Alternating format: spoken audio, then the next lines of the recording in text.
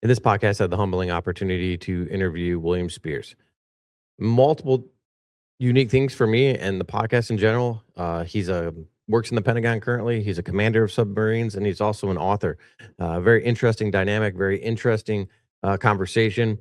He's very big. He wrote his book on Stoicism, and I just love his perception and understanding of the topic. It was a great podcast. Super humble to have someone with such prestige on the podcast. Interesting dynamic. I mean, great dude, very intelligent, and I can't say enough good things about him. Let me know what you think. So you got to ask yourself, why do you want to do this? What keeps you motivated to stay proactive and get bad guys off the street? The facts is a big cannon against a little tiny gun of opinions, because we've all heard people give us their opinions. Let's talk about how easy it is to get narcotics in this country. Once they're in this country, anywhere within 2 days, the drugs will be in our cities. Because we know knowledge is power. Well, today on Beyond the Barrel, I have Commander William Spears, who's in the Navy. He's currently working in the Pentagon, and he's also an author. He's got a wide variety of, I guess, job titles and things that he's accomplished in his life. But it's humbling to have the first person, I think, that's been on the podcast that works at the Pentagon. We've had multiple authors, but the Pentagon is intriguing to me. So, but before we jump into who you are and everything about you, let's talk about your book, man. What led you down the avenue, and how did you get there? Sure, I appreciate it.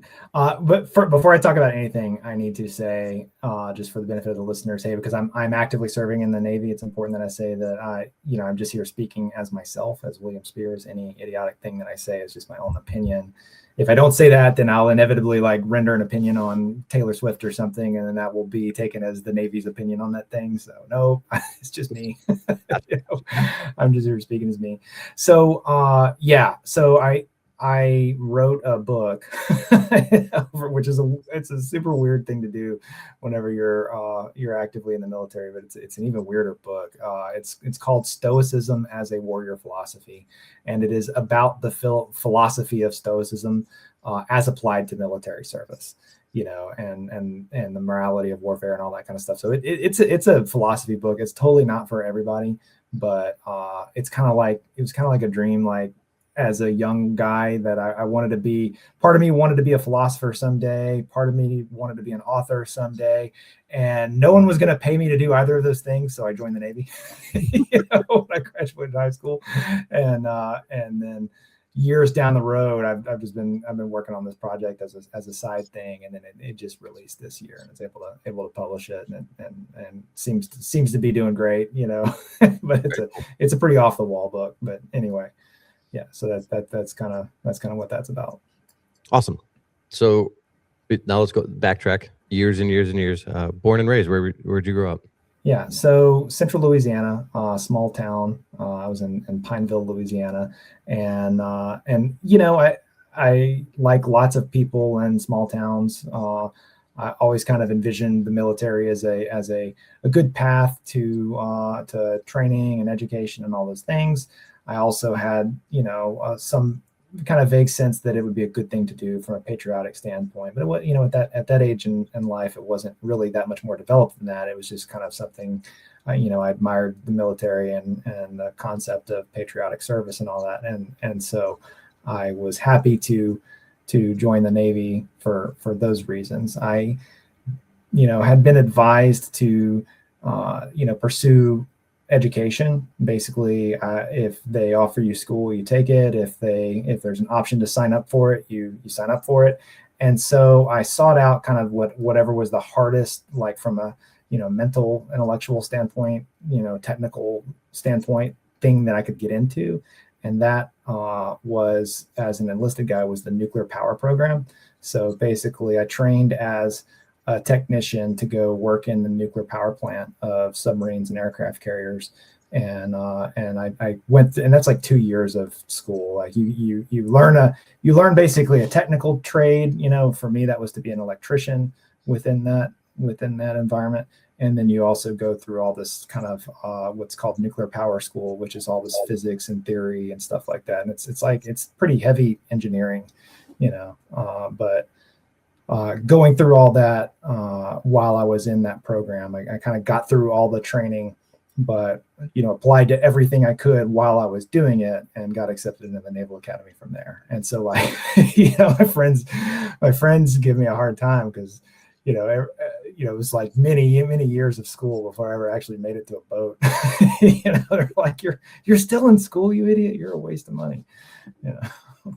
Growing up, did you have a mom and dad in the military, siblings, anything like that, or were you? No, both my grandparents were in the Navy in World War II. Both my grandfathers, but mom, dad, no. Dad's a teacher, and a musician. He plays keyboard, and so it was kind of a little bit off the family beaten path at that stage. But everyone seemed to be happy with it, and it worked out really well. What? How old are you? I'm 43 now. Yeah. So, yeah, about 2001. You're probably like right at the end of high schoolish, kind of. Yeah, it was. So it was before September 11th. I was actually in what we call A school in the Navy, or I was in as a technical school to be an electrician whenever the towers were hit. Whenever that happened, that was a wild experience. But yeah, it was in like June of 2001 whenever I enlisted right out of high school. Oh, so you're only like 3 months, and then yeah, I was very, very junior at that point. I graduated high school in 2001 too, and I was my freshman in college. No way. Yeah, probably. Cool. What was your perception of what was going on at 9/11, and now you're in the military? Yeah, so it was wild. I mean, we were in the building, studying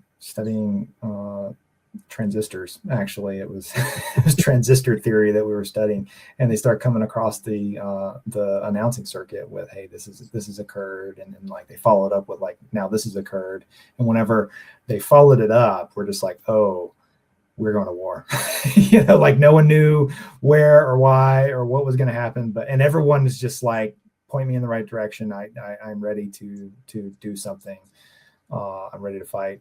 And it was kind of a frustrating environment because, everyone, myself included, wanted to fight somebody, and we're all being told like, the thing that you need to do is to complete your training right now, because you're going to be needed, fully trained up and ready to do your job when it comes your time. And that was a kind of a hard thing to grasp, but I would say it was a really good lesson at the time. I remember very distinctly the instructor that we had, who was a chief petty officer in the Navy, and we're all like, Chief, what's going to happen? We want to go, we want to fight, and he's like, transistors, and we're like, but, and he's like, transistors, and it's kind of like, why are we talking about transistors right now? But the point was, you have a job to do, and you may not like it. It may not be the job that you would have selected, but you're being told what to do, and we are all going to focus and do that instead of running around with our heads cut off and despairing and raging and all these silly things. We're going to do the job, and that, I think that was a very valuable lesson I definitely took away. I can only imagine the frustration kind of, I guess, setting in, like wanting to do something and then like not having the ability to do anything, but yet you're in the military with that probably is like some point of your goal of being in the military, like to go to war, I would guess, like why would I don't see many people signing up to be in the military, not for and not wanting to go to war when the time arises, I guess.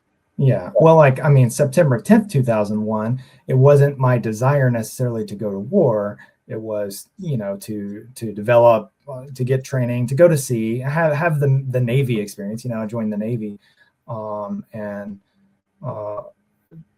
I, if war happens while you're on a ship, then it's part of it, but it's not necessarily like the core part of the idea, in that way of kind of the sailor mentality. The sailor mentality is all about going to sea. Gotcha. You're always training for war all the time, but what does training for war look like as a sailor on a ship? It looks like fighting fires and fixing the gear quickly and operating the gear correctly and all these things, especially as a technician trained to operate electrical generators and stuff like that. It's all about making my equipment work. And so that's just kind of where you're at mentally. So on September, 10th, like that's what my vision is, and then the next day I'm just ready to kill people. And and it's probably for the best that, my job was to complete the training at the time. And yes, it was very frustrating, but it would not be the last time that there was some situation where if I got to choose my orders, it would be something very different from what I actually had, but I had a job to do, and we're going to do that. And, that's the lesson. Oh yeah, that makes sense. When you wanted to join the military, your parents were very supportive? Yeah, they were. Yeah. And I mean, they weren't super into it and super encouraging, but at the time I kind of didn't really know what I wanted to do. I was kind of aimless. And I actually, I had ideas of being a writer. I had ideas of going to like school for recording engineering and being a recording engineer or something like that. And that, like, I got really excited about that for a little while. And they're like, no, you're never going to be able to get a job with that. And they were right. Like I would have just gone into debt if I would have done that. And then so whenever I was like, okay, well, I'm going to just join the Navy, everyone seemed to be kind of relieved at that, but it was kind of an important thing to me that was an independent choice, like I like, hey, I'm going to go talk to the recruiter, and they're like, okay, don't sign anything before we talk about it. And then like, I came home like, hey, I joined the Navy, I signed up, I'm going, and there's nothing you can do about it. And they're like, well, okay, I guess this is what we're doing. Why pick the Navy? Is there anything that drew you to that? I was always into machines. Always, the fact that both of my grandfathers were in the Navy didn't hurt, but it was mainly the idea of working with machines and getting the most technical training that I could get. And the Navy just seemed natural for that. Air Force, in retrospect, would have been also a very natural choice for that, but I didn't know as much about the Air Force and, ships, big, giant, metal things that move around. It just seemed natural. Like, okay, you're working inside of a machine, and, now working inside of a machine kind of sucks in a lot of ways, but, you don't know that whenever you're a kid,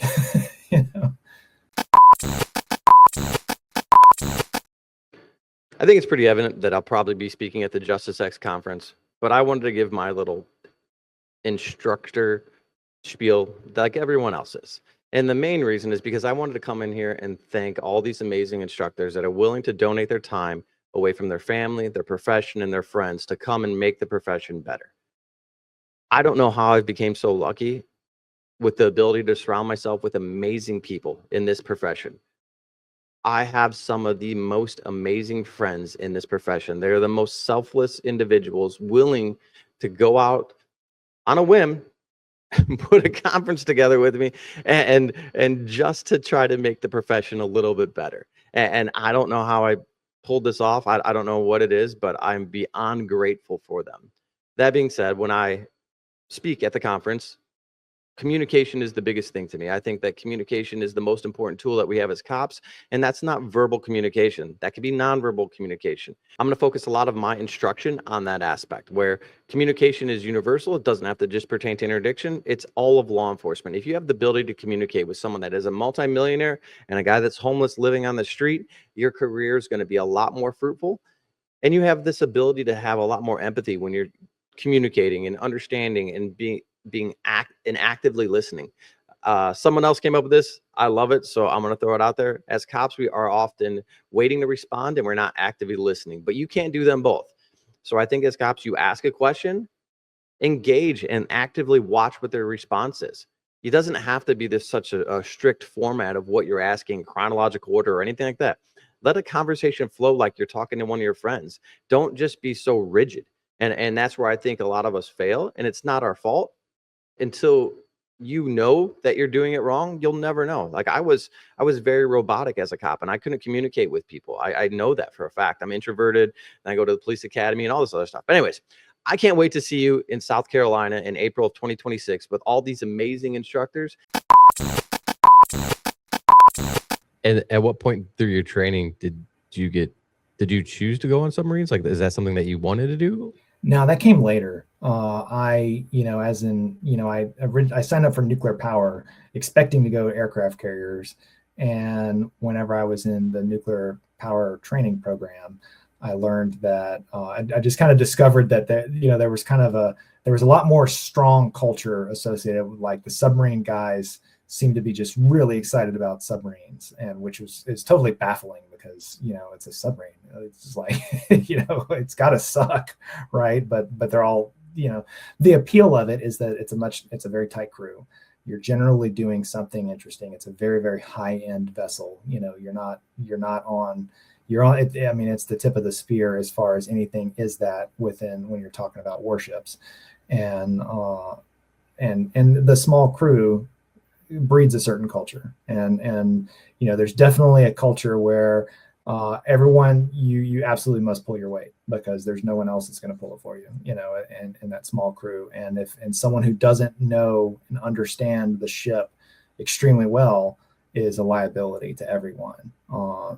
So even the cooks and the clerks and the admin guys and everything, all those guys know how to isolate power to this and actuate flood control for that and put a fire hose on this, and it's all these things. When there's an emergency, everybody drops what they're doing and runs to the emergency and knows exactly what to do, and it has to be that way. And I think that bigger ships have that to an extent, but no way to the same extent as the submarine culture. And that culture breeds a lot of emphasis on competence, knowledge of the ship, and your ability to know what to do and when to do it is kind of the coin of the realm. And it carries a lot more weight than arbitrary things like rank, in the culture.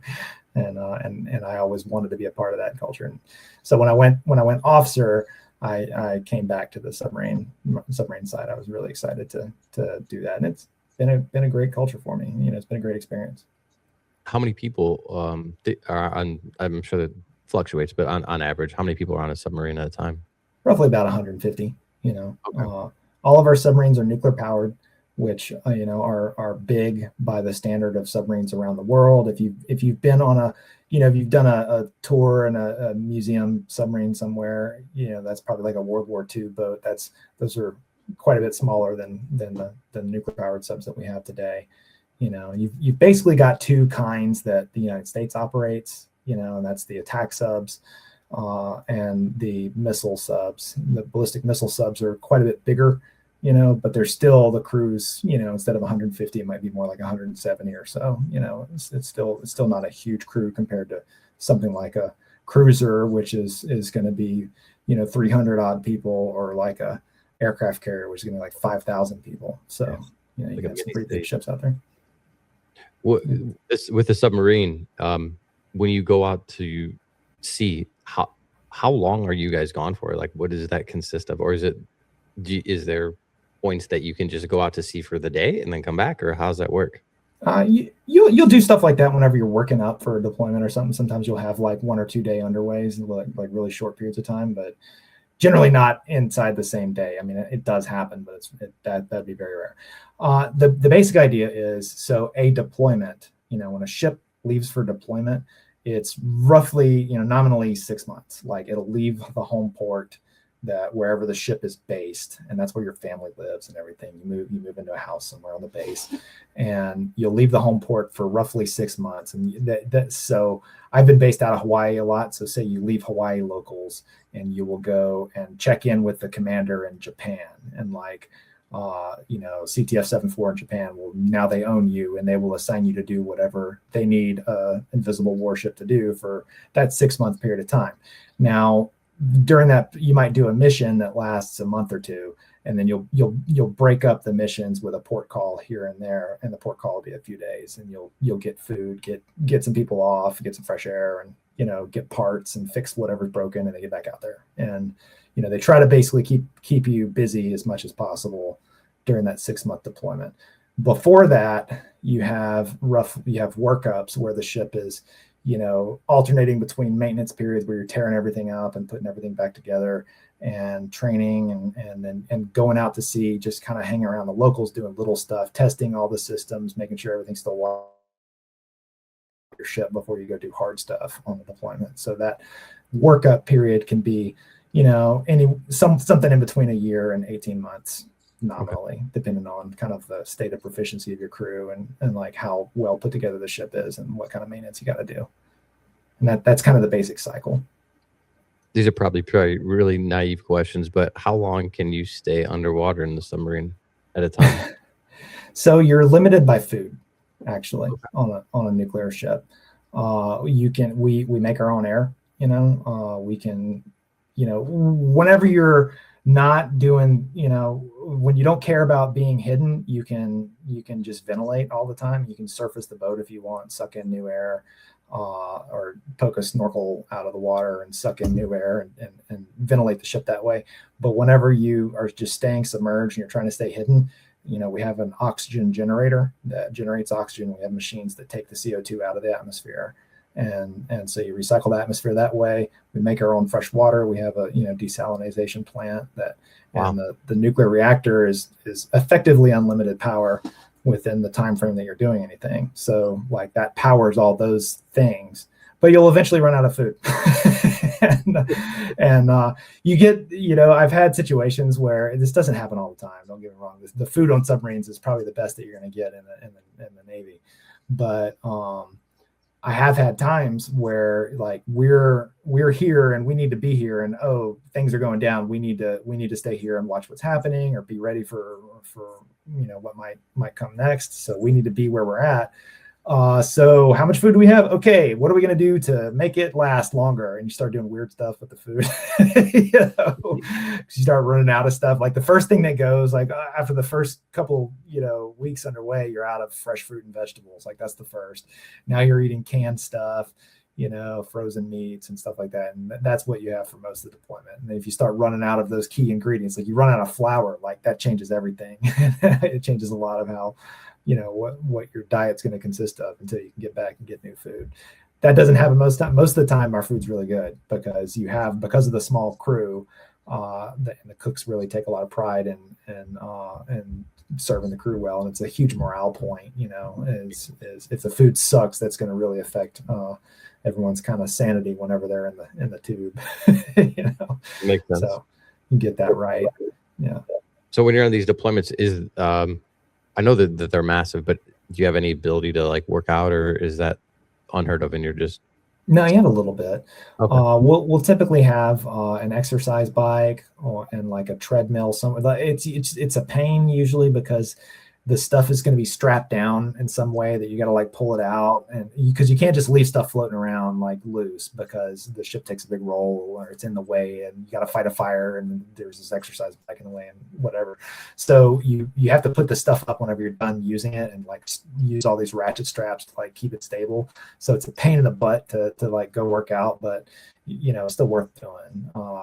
So we'll have like a, weight with some adjustable dumbbells in the torpedo room and, stuff like that. I distinctly remember one boat, like where they put the treadmill was like, there's like this steam pipe, like right here, and, every time like the ship takes an angle and you're running and you're like, shit, the steam pipe's like in your face and like trying to keep your balance.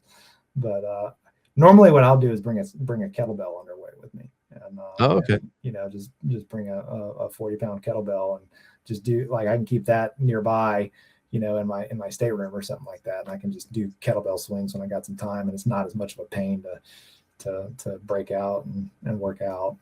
That makes sense. Yeah. Do you guys have access to like communication? Like, do you guys have internet or anything like that underwater? No, and that's a big deal. That's a big cultural issue. Is like especially today with social media and everything. And oh no, my TikTok. And you're like, nope, no TikTok. That's not a thing. And the first thing that goes, like as soon as you get underway and as soon as you do anything interesting, all the communication gets cut off. And so no email coming in or going out. And whenever you'll be on a mission or something like that for like call it a month, and whenever you come back you start communicating again before you pull into port, and you start clearing email, and there's just thousands of emails piled up. And I learned this, at one point I was on the receiving end of it, and then I ended up being the second in command of the ship, where now I'm having to read everyone's email. But basically the emails all come through the system, and certain keywords will get flagged if it's something that's like gonna make someone crazy, like death or like divorce, stuff like that. okay.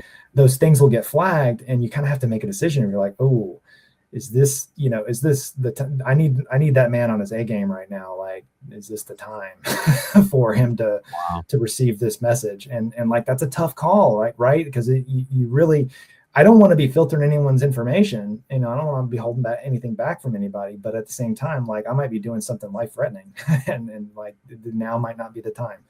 And so it's a tough call. Whenever for my third kid, I found out that we were having a boy before I found out that we were pregnant, because I'm reading the email and it piles up, and you get it like the last thing that was sent was the first thing that you will get, because it like piles up in this buffer. So I'm reading my emails from my wife. I'm like, oh damn, all right, cool, we're gonna have a boy. Oh, by the way, we're gonna have a baby. Having kids and a wife being gone with zero communication for 30 days, how does that affect your, I guess, mindset? So that is, I think, probably the hardest part of that experience for me, is not knowing for sure that everyone's okay. And so the first thing that I want whenever we come back into communication, and my wife knows this now, that like, first thing I want to know is everyone okay? If everyone's okay, like, I don't care, the house could burn down, I don't care. I just want to know everyone's okay. And then from that, it's all gravy.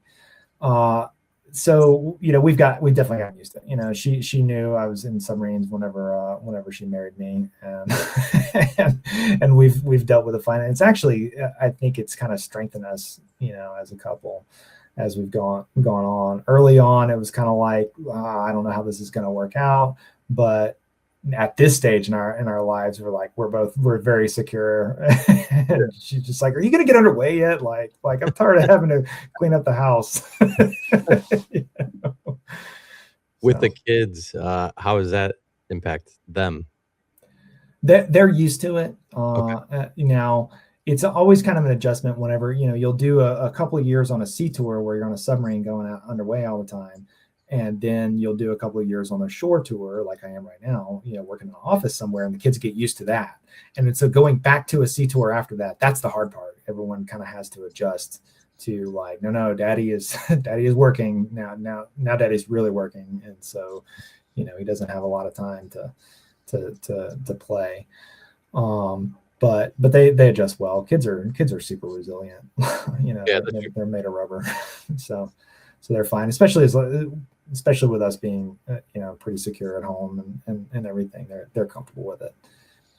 Now the thing that is frustrating to me, and it's like ironically frustrating. It's not actually a problem, but so many kids think that things are cool, like the Navy's cool and submarines are cool. My kids just are not interested in this stuff at all. And they're like, your dad's got a kind of cool job. And I'm like, no, it's not. It's lame. Yeah, okay, I guess it is. They grew up around it. That's their norm. It's not abnormal when someone else sees it. They're like, oh, that's cool. Yeah.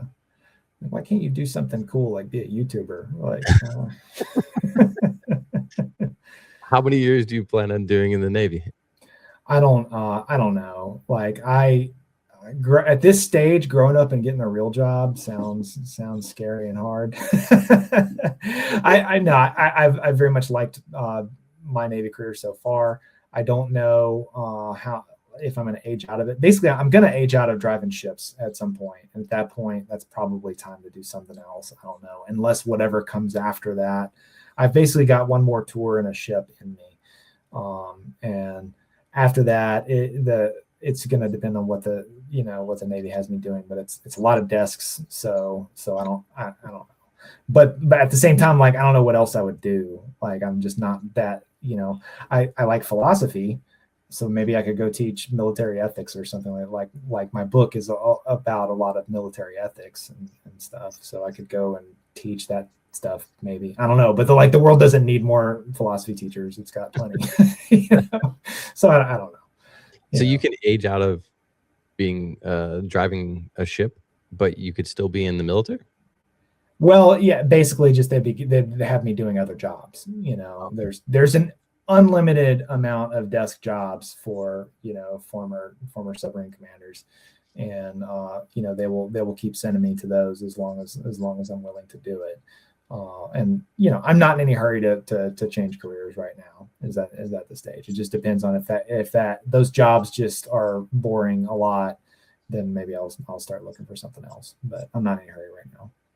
And just question, why is there I guess a younger age that they stop you from driving them? Well, basically, everything in the military is up or out, and then in the officer path, it's like you do a tour on a submarine as a junior officer or as a division officer, is what they call that. And then you go ashore, and then you do a tour as a department head, and then you do a short tour, and then you do a tour as an executive officer or the second in command. And like that's kind of I'm at that stage in my career. After that, and after that, if they choose to make me go be a submarine captain, I will do that. I hope so. If it doesn't happen, then fine. But that's where we're at. And then, after that, they're not gonna have you go do that again, because they're gonna have some other guy. I got you. So, they've got some desk free demand somewhere else. Yeah. I mean, everything you said is pretty cool besides manning a desk. So, how many submarine captains are in the Navy? Oh, good Lord. I don't know. So what I can say is there's a lot more former submarine captains, because there's just a lot more of those jobs. I got you. You've got like roughly 47 attack subs right now, and like 14 missile subs in the Navy, and the missile subs have 2 crews apiece, just because the way that they work. Like missile subs are different. Like you basically have 2 crews to maximize the amount of time that the ship is at sea, just because of the way that they operate and kind of the job that they do. And so that ship will come in, and like you'll take a couple of days, and that you'll have this massive turnover of the crew. And you basically high five and you say, okay, now it's my ship, and that crew takes the ship out and complains about the mess that the other crew left them. So your aspirations with the being an author and writing a book, where does that come from? Anyone in your family ever write books? Or no, man. That was kind of a stretch thing. I never really knew what I wanted to write. I just knew I always liked writing as a kid. But I got into Stoicism, the philosophy of Stoicism, when I was at the Naval Academy, because there's kind of an undercurrent of it there. It's always been, Stoicism is kind of like blown up in the popular sphere in the last like 10 years or so, but it's always been a thing at the Naval Academy. And I discovered it there. And then, I was after my junior officer tour on the submarine, and I'm like engaging with popular culture again. And I suddenly discovered that it's like blown up, and now suddenly all these people are into this philosophy that I was really into 10 years ago. I'm like, what the hell is this? And so I start seeing people. You have like little pockets of people that are like, hey, Stoicism is really great, except for, you've got people in the military saying that they like it, and they're, the military is going to abuse Stoicism and turn it into, if you really read the Stoics, you would know that the military is evil. And like, what the hell are you talking about? And just really stretching things and imposing their politics on this view. So I'm like, somebody needs to write a book on this at some point. I wonder if I could. And then so I just kind of started picking away at it, and just kind of continued working at it for years and years. And then it kind of started to snowball and get more and more of my attention as I started to realize that, like, oh no, this is actually, I'm going to complete this book. Like, this is going to be a real book. And it kind of formed really took shape in the last few years. And a lot of that was, me abusing my library card while I'm on shore duty. How long did it take you from start to finish? I think probably about 10 years, Oh, wow. Okay. Start. But again, that's not 10 straight years of writing and research. That is more like, there are sea tours within that period of time, and during which, when I'm assigned to a submarine, I'm not writing a book. Like, that's, no one's got time for that. But when I'm on shore duty, time for hobbies and stuff like that. And that, like a lot of people will spend their shore duty, they'll do their job, but then they'll get into golf or, go hunting or do whatever. And just for me, that was I'm going to get into philosophy and kind of like explore that interest and that aspect of myself. and you know, I'm just a geek for this stuff and always have been, and so it's been a really great experience getting to kind of indulge that kind of side quest. That, you know, and one of the funny things that has come of it is I've come to the conclusion that I would not have been happy as an author if it were like my income, you know, because I now that I've gone through the whole publication process and I'm seeing how this works, and like there's no money in like publishing a book. Like you don't get crap for royalties. The people who make their living as an author they're like making their money with speaking gigs and crap like that, or they're fiction authors who just write like a book every 6 months, you know, like wow. they just that's how those people make money.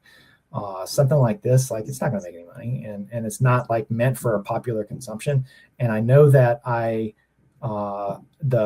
you're supposed to and you're expected to do all this like self-promotion constantly, and like I don't care. Like this, like doing this podcast is like about as much in that vein as I want to do, and it's mostly just because I'd rather just, you know, shoot the shit you know, with somebody I don't know, you know. But discovering that if this were how I fed my family, having to go around and self-promote all the time and do public speaking gigs and all that crap, and, you know, immediately be writing the next book, hell no, I don't want to do that. I don't blame you. Yeah. Talking about myself it always makes me feel a little weird too. Like, I mean, I don't mind talking about like things I've been through, but if you wanted me to like talk about accomplishments, I guess that's where I'm like super weird about it. Like I'll talk about like life experiences and those types of things. But if you want to talk about like, and I think as an author, you have to give yourself credibility. So you would have to kind of be like, no, this is why this book, it has some credibility because of who I am, what I've accomplished, and this is why. And I wouldn't feel comfortable saying that. Like if you want to talk about my failures and what I did wrong, all day. But if you want to talk about things I did right, I don't know. Yeah, and it's super awkward, and it makes you feel like a douchebag, you know. And like, I know that everyone on my social media feed is sick of me being like, "Oh, hey, you know, the audiobook's out now," and like, "Oh, hey, look, congratulate me on this great thing," because every one of those posts is like an ad for the book, you know, and they all know it. And I kind of want to be like, sorry guys, you know, I have to do this. You know? And the thing is anyone who writes a book, like that's what you want is to be read. You know, that's what any author wants. It's not about money or anything like that. It's about having influence on people and being read and kind of making an impact on the world. And you know, it's definitely my aim. But you're not going to do that if people aren't aware of your book and people don't read it. You know, people don't know it exists to read it. So yeah, no, I agree with you. You're just kind of stuck in that awkward spot because I don't know. If you want people to read your book, you're going to have to kind of brag about yourself and say, look, here it is. And I don't know. The funny thing, the biggest surprise has been like going to bookstores to do signing. Like I figured that I would go to, you know, Barnes and Noble and be like, hey, I wrote that book over there. Like I would like to like do a signing here, and come in and thinking that they'd be like, oh yeah, we'd love you, you know, whenever. They're just kind of like, okay, sign up over here. We'll call you if we're interested. You know, I'm like, don't you know I'm like an author? And they're like, yep, you and every 500 other guys that come in here and want to sign books. You know? You would think that they would want that though, because I mean, it's not like necessarily that they would pay you. I mean, you know what I'm saying? Like, yeah, they and don't get me wrong, they do. You know, and they're very polite. I'm playing it up for the humor of it, and really the surprise of, hey, sign up here, we'll call you if we're interested. And you know, they have, and we've set it up and all that. And, you know, they want that, but it's very much like controlled, and they're very used to having a lot of, you know, smaller authors come in. It's always smaller authors who are trying to get noticed. It's never, you know, I'm like, no one knows who I am. You know, I'm not a known author, you know. Not yet. Yeah. I do not believe I'll be writing any other books anytime soon. You know, maybe when I retire, but not while I'm working anymore. You know, like that was enough for now. When it comes to your position that you hold and writing a book, do you have to get approval? How's that work? Yeah. So it's actually kind of interesting you asked that. Like that is the lucky break that I got to be able to find a publisher, was through that process. So there is a security review process. And basically if you're going to publish anything, you're supposed to send it through this office that like reviews it all. And it's mainly for the idea is if there's any kind of security violation, any kind of material in your book that could compromise some security thing. There's definitely nothing in my philosophy book that's going to have anything to do with security, but I put it through that process anyway. And at the time that I did, I'd kind of given up because I thought that when I wrote this book, that publishers are going to be falling all over themselves to like, oh, we're so happy you wrote this book, and like we can't wait to publish it for you. I thought that's how it works, and it's totally not like that. Like every publisher is just inundated with clowns like me who like think that their words are worth reading, and they're just totally interested in making money, you know. And if they don't have an immediate value proposition, and it's like, so that means it's got to like, they got to know what shelf to put it on, and it's got to fit a certain format. It's got to look like every other book that's out there. And my book does not. Like, is it military history? Is it philosophy? It's like, it's philosophy written for the military. And so it's like a niche audience within a niche audience. So like, no, I have no reason to think that anyone would want to publish this book. But the guy who reviewed it in the office that does the security review, you know, he like wrote a little message in the email. He's like, hey, you know, I used to teach ethics at West Point, and the cadets would have really gotten a lot of value out of this.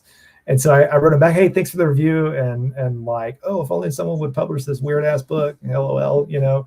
And so he calls me at my desk, and he's like, all right, you did not hear this from me. You know, we do not do this, but email this lady at this publisher, and they might go for it.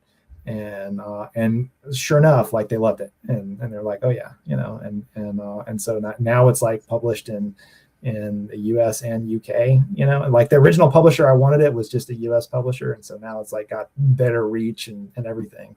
You know, I don't know if anyone's buying it, like no one tells me anything like that. I'll find that out in like 6 months, but at least I know it's out there. So very cool. So yeah, totally lucky, you know, lucky break there. With that, is there a way that you could, I guess, like West Point, get the book for them? Like, would that be something like that's part of their curriculum?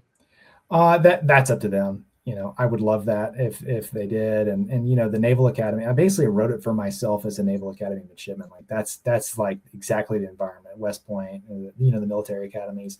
That's like the right kind of maturity level and kind of target audience. I know that they sell it at the Naval Academy now in their store there. Cool. Or if they don't at this moment, then they have it on order. That's what they told me.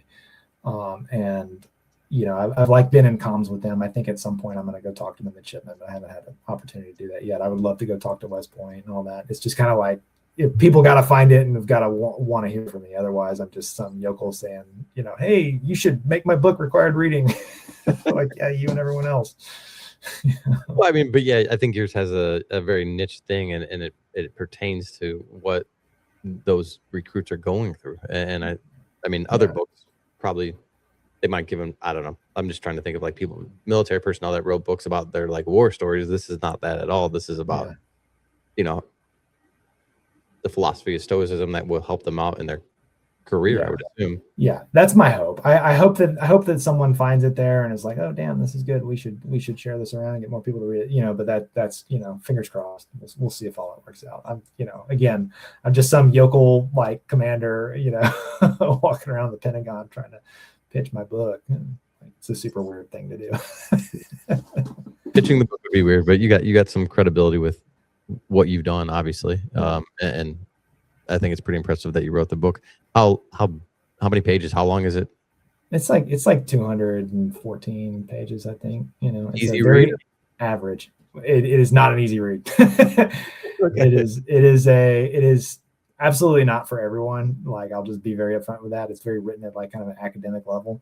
You know, basically the idea is like, it is not anyone's like my first Stoicism book. It's more like if you know, there are lots of people who get into this philosophy of Stoicism and like they'll read something by like Ryan Holiday, or they'll know about Marcus Aurelius, read a little bit about him and be like, oh yeah, that was cool. And like, I'm inspired now and I can use that in my mind, and then they're good, and that's all they need. And like, that's fine. My book is more for like the person who's like reads that and like, oh, the Stoicism thing is very interesting. I want to know everything about it. and like, but don't know where to start. And so it's kind of like a bridge between the like popular stuff and the really dense like college textbook stuff. Because you know, a lot of like basically once you get past the really surface kind of like shallow treatments of it, you end up in stuff that's like impenetrable, just like, you know, these just super dense books that are you can't even, you know, it's not even English.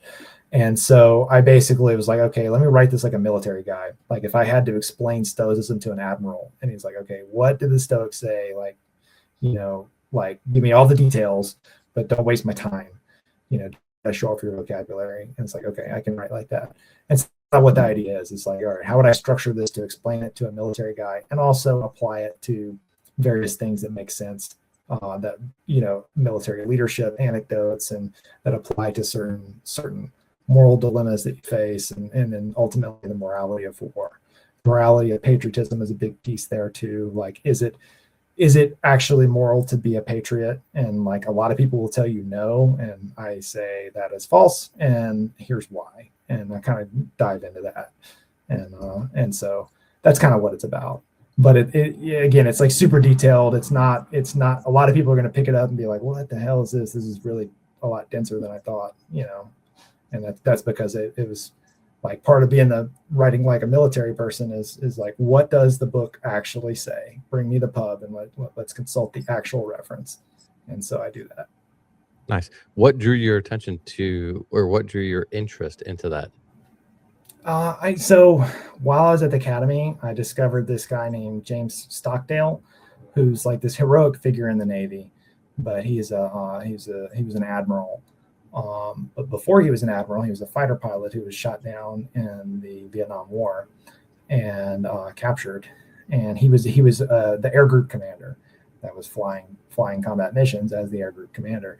And so whenever he was captured early in the Vietnam War, he was immediately one of the most senior guys there, and basically was responsible as the senior officer present to take command of the prisoners of war.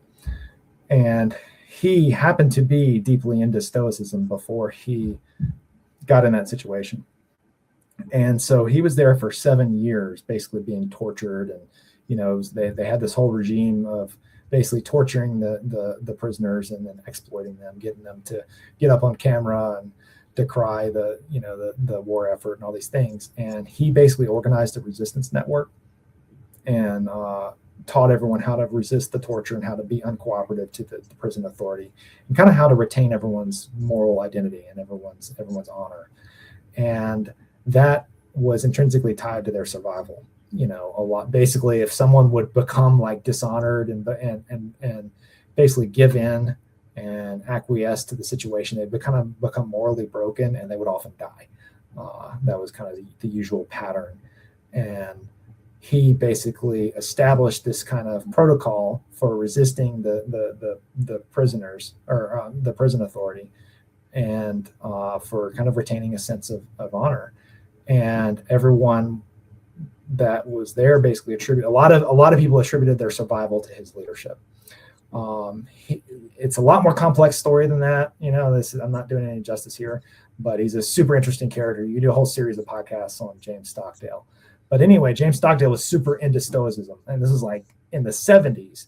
He's publishing papers and giving speeches on this stuff as a former prisoner of war, of like, hey, here's how the Stoic philosophy helped me in this situation, and how it's valuable as a military mindset. And at the time, a lot of people, you know, some people were into it, and a lot of people were like, what the hell is this old man about? But anyway, Stockdale, he was ultimately awarded the Congressional Medal of Honor for you know, the just other details of that situation. His writings and the guys, he's just absolutely worth looking into. While I was at the Naval Academy, I discovered his stuff, his writings, and when I started reading about, I'm like, okay, what is the Stoicism thing? I started reading about the philosophy, what the Stoics are actually into, what they actually believe, and everything. And it's not, you know, it's not a religion; it's a philosophy. It's a way of looking at life. And but you know, that really resonated with me at the time. I'm like, oh, this is how I think about things anyway. And so I just kind of consumed everything I could on the Stoics while I was there, when I should have been doing my homework, I was a mechanical engineering major. And so I kind of felt like I was getting away with something when I would go to the library and, read Stockdale's essays on Epictetus instead. And again, I recognize that's not a normal thing to do. I'm kind of a geek, and always will be, and that's fine. but anyway, that's how I got into it. How many kids do you have? Three boys, If they wanted to join the military, would you be supportive, or would you steer them a different path? It has been so good for me that I absolutely would be supportive. And I kind of like, if they don't, I don't know what to do because I don't know how to adult, But so far they are showing no interest whatsoever. They just don't think it's that cool, But no, I'd be supportive of it. I would push them to, apply it's worked out so well for me with that philosophy of like, if they offer you school, you take it, kind of approach. If they don't, then you seek it. And that has just helped me out so much in life. And I hope that they would do the same thing, because like, good Lord, paying for college and stuff like that, I don't know how to do that. I didn't have to do that, so I don't know how it's done. But that's all stuff. That's all bridges that we're going to cross, here in about 10 years. Okay, so they're still young. Yeah. The oldest is 12. Okay. Yeah, they're at a very fun age right now. But they have zero, like, I don't know. Growing up for me, like the military, being a cop, being a fireman were always like the cool things. Being an athlete was always kind of mixed in there too. But like, like, I don't know. As a kid, the military was always something that was cool to me for whatever reason. And they just I think it should be cool because I think it is cool. And it's like, come on, boys, like, this is cool. And they're like, yeah, Dad, we know, Lane. I've got one that's in Scouts, and that he likes that, and that's turned out to be a lot better than I thought it would be. And doing the Scouts, you come into contact with police and firefighters and stuff like that, and I think that just exposing them to these things, I think that they like, I'm like, come on, firefighters, guys, this is so cool, Yeah. With being in the Navy, what places have you been, and what is the coolest place you've been to, I guess, or maybe the most unique? Yeah, well, port calls are the most interesting places I've been. It's like, have you really been to them if you looked at them through the periscope? So, I'll confine my answer to port calls that I've done, which I actually, the submarine force isn't the best for the wild port calls. Like surface ships are usually better for that kind of thing. I've been to Japan a few times. I've been to mainly Japan. I've been to Korea. I really liked Tokyo. I thought that was just really, really neat. It's like Japan's like going to like the future or something. It's like an alien planet. Like really? They're every bit as advanced as we are, or more advanced in many ways, and just different. It's just like they're just different. Like the way this ketchup packet works is somehow smarter than the way our ketchup packet works. Like, who thought of that? Like what is with this place? But going through their downtown, they've got a section of Tokyo called Akihabara that is just like their electronics and video game district. Which of course they have an electronics and video game district. And it's just like everywhere you look, it's just like, sensory overload of anime like characters and big eyes and all kinds of craziness. And it's just Japan. There's a robot walking across the street. Like, of course there is. Why wouldn't there be? They have an open air market somewhere in Akihabara that's like it's like you would go to a market where there's scoops of like nuts or fruits or stuff like that. Instead, it's like these bins of like transistors and capacitors and resistors, and you're like, what? Like, who needs an open air market for transistors? But of course there is. So yeah, Japan. Not sure I'd want to live there. I like a big American house. They have small buildings, but. I definitely have loved visiting. What about places that you've been stationed? I've been stationed in Hawaii 3 times. Nice. It is definitely, I've come to, there's a lot of submarines based out of there, and we've definitely gotten very used to living in Hawaii. That that we know the area very well and are looking forward to getting back there if we can. Been stationed in Guam as well, which is a lot smaller island. It's really, really hot. A lot of people complain about it. I really like Guam. I'm very nostalgic about the place. It's kind of a weird place to be stationed. It's a weird little island, but I love it there. Amazing scuba diving. You can dive. When I showed up there as a junior officer, like the officer that took me under his wing is like, okay, you need to get qualified, you need to learn the boat. But anyway, first of all, you need to get your scuba diving certification because you're in Guam and this is what we do here. You go scuba diving, and like you can just go out from the beach and just dive and find like tank treads or like a plane from World War II or something. Like there's just wacky stuff that you're like, how was this here? There's a spot where they have 2 wrecks. Like in most places, if you get into scuba diving, you have to, you get taken out with a team. They take you out on the boat. We're going to go do this dive here. You sign up and all that. In Guam, you just go and you get your tanks and you just check out something. You're just like, I'm going to go dive. And if you know where to go, you know where the good dives are. That like my favorite one was where there's just this, you just swim out and you find this buoy and you swim down and there's 2 wrecks. And there's one is a Japanese ship from World War II sunk right next to a German ship from World War I. That sunk right next to each other in this just harbor. And if you just got to know where it's at. It was just cool as hell. That is cool. It's like going back in time and that's cool. I don't know. I don't scuba dive. But that's interesting. I love history. I'm a big. You would if you were in Guam. It's like a requirement. It sounds like. Yeah. So anyway, so that's been a great experience. Coming from small town Louisiana, going to Hawaii was that pretty amazing for you? I mean, at that stage, I'd been in the Navy for so long. I was so happy to be in, where finally not in school. Like, I mean, it was like 7 years of school before I made it to a ship. It was 2 years enlisted, or actually 3, because I did a year of prep school before the academy, and 4 years at the academy. And no, it was more than 7 then, because then I went back to nuclear power school as an officer. So it was more like 8 or 9 years from graduating high school. So again, that's why all my friends like make fun of me, like, you are a huge waste of money. Like, yeah, probably. Could be a doctor, working in the ER or something. 8 years, 9 years of school. Yeah, not making that much money. But you get to work at the Pentagon, and that's cool. Yeah, the Pentagon's neat. So it's a lot of people avoid they want to avoid the Pentagon because it's bureaucracy, and I mean it's the pinnacle. It is the most bureaucratic bureaucracy that there ever was. But if you want to know how the military works, you kind of have to do a tour there to understand it.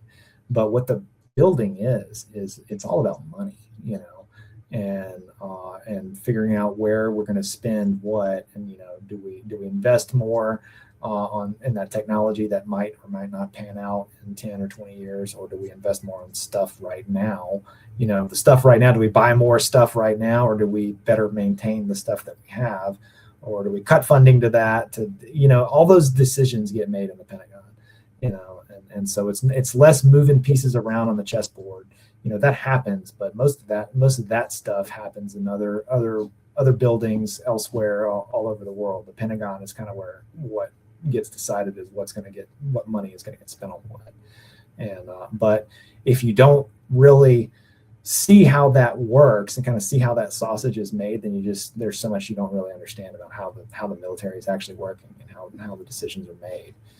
So it's been very valuable and very enlightening from that standpoint. And I think that's kind of the idea of why they try to get you there at the Pentagon at some point. I mean, there's part of it is that there's just so many jobs to fill and so many offices to man. But then part of it is also it's just a very good career development standpoint to see and understand how it all works. I've been very impressed, really, by the, you hear all these stereotypes of all govies that are just kind of not wanting to stretch or do anything different, and kind of locked and hidebound in their ways. And everybody that I work around is extremely competent, extremely patriotic, and they just it's a bunch of, like where I work, it's a bunch of PhDs that could be making megabucks out in selling sugar water or whatever people do. They're, you know, they're instead working, you know, and trying to help the government make good decisions. And, you know, they're analyzing, you know, well, if we cut this ship class, then this shipyard is going to shut down and now we won't have a shipyard. And, you know, those are the kind of decisions and analysis that has to happen. And you got to have competent people doing it. And so this idea that it's a bunch of hidebound people who are just married to the way that we've always done things. Everyone, it's kind of funny every time like new leadership comes in. They're like, all right, well, we're going to cut all the red tape. Like, oh, whoa. We're going to cut the red tape. Whoever thought of that? Like, what a great idea. Let's stop, you know, having all this awful bureaucracy. You find out that, like, you know, it sucks, but it turns out that there's a lot of natural forces that lead to having a lot of bureaucracy.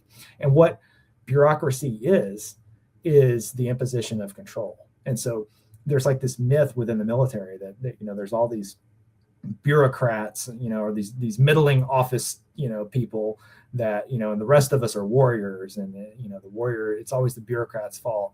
But the reality is that what bureaucracy is like exercising authority and imposing control from one place to another. And that is the bureaucratic impulse. And that is the military impulse. That's what the military does, is imposes control over chaos. And so that's why the DoD is the most bureaucratic organization that you can imagine. You know? It makes sense. I no matter what political side you're on, I never thought, like, in my mind, I never thought that there's all this like red tape and people weren't patriotic. It was just different philosophies on how they wanted to accomplish maybe different goals or similar goals. But that's my perception as an outsider looking in. I don't see a lot of people in those roles that aren't patriotic. It's just maybe my philosophy might be different than yours, and the way we get things accomplished, it might be different than yours, but it's the same agenda theoretically. I think that's accurate. Like a lot of it is that, you know, just when things look different from a different perspective, and everyone's trying to get at the right priorities. A lot of it's like just miscommunications causes, this rule was imposed this way, and it was well-meaning, but it actually looks this other way once it's in application, and you see that it's actually caused all these problems. Or maybe it causes all those problems, but they're ultimately worth it for the higher goal of the reason that rule's in place. What I, as a young enlisted guy, I, would look at officers and just be like, oh, those dang officers, they're such jerks. And, they see the world this way and they act like this. And then I became an officer later, and it's like, oh, okay, here's why we do things this way. And maybe not all officers act that way. That irritated. Maybe that was just one jerk that I encountered at some point. And, maybe that was a negative stereotype I took away.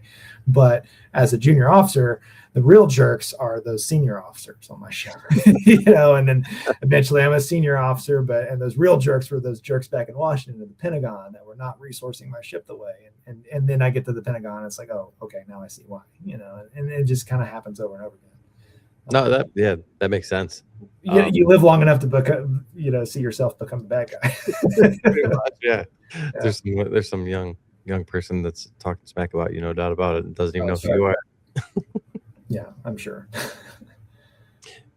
It's been about an hour. That's usually where we try to cut these off. But if you have anything you want to add before I ask the final question to the podcast, the floor is yours, man. Yeah, I'll just take the opportunity to plug the book one more time. Even again, it's a weird book. If anyone's interested in Stoicism, I would recommend Donald Robertson's book, How to Think Like a Roman Emperor. That is a very good. It's basically looking at the philosophy through the perspective of Marcus Aurelius, the Roman emperor, who was a very famous Stoic. That I think is a very good introduction to people who are interested in this topic. And then, if you read that and you're like, oh, I want to know more about this philosophy, then my book, Stoicism as a Warrior Philosophy, will tell you everything. It's a super geeky book, but I certainly wouldn't want anyone to get it, thinking they were getting something that they weren't. But anyway, and I appreciate the opportunity to kind of talk about that here, and I hope it brings value to some people. No, I appreciate it. I appreciate you opening up and coming on the podcast, man. Yeah. we end every podcast with one question. We teach for a company called Justice Academy. Uh-huh. So what's your definition of justice? Dude. First question of the day. Okay, so you brought on a philosophy nerd to talk about, and you're going to ask what is justice. So there was this guy, this philosopher known as Socrates. You might have heard of him. You know, the most famous and like celebrated work of ancient philosophy is the Republic of Plato.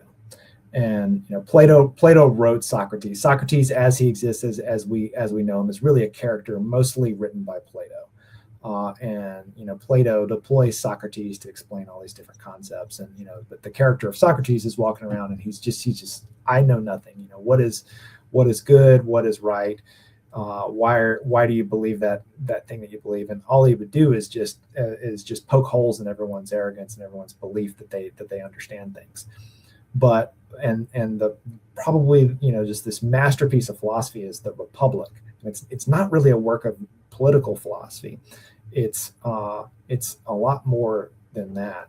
But it describes Socrates walking around trying to figure out the answer to what is justice, you know, and he creates this basically metaphor of the ideal society, where like the different faculties of humanity, like the kind of the rational and the appetitive or you know, the action based, and analogizes them to different segments of society, such as rulers, you know, farmers and producers and warriors, and imagines justice is basically, you know, emerging through the harmonic concord between those different segments of society, and ultimately different faculties of the human soul. And all through this masterpiece, he ultimately does not figure out what the hell justice is. You know? And that is my answer. You know, is if Socrates couldn't figure this out and Plato couldn't figure this out, then certainly my dumbass isn't. But I would describe it as one of the you know, as one of the four major virtues. You know, if you take what is virtue, what is a human being supposed to be, and you were to try to describe it quickly, you would describe it as what is known as the four cardinal virtues, which are wisdom, courage, self-control, and justice. Within those four, justice is the one that basically expresses how we treat others. You know, and that doesn't necessarily mean, you know, being nice to people who don't merit being nice to.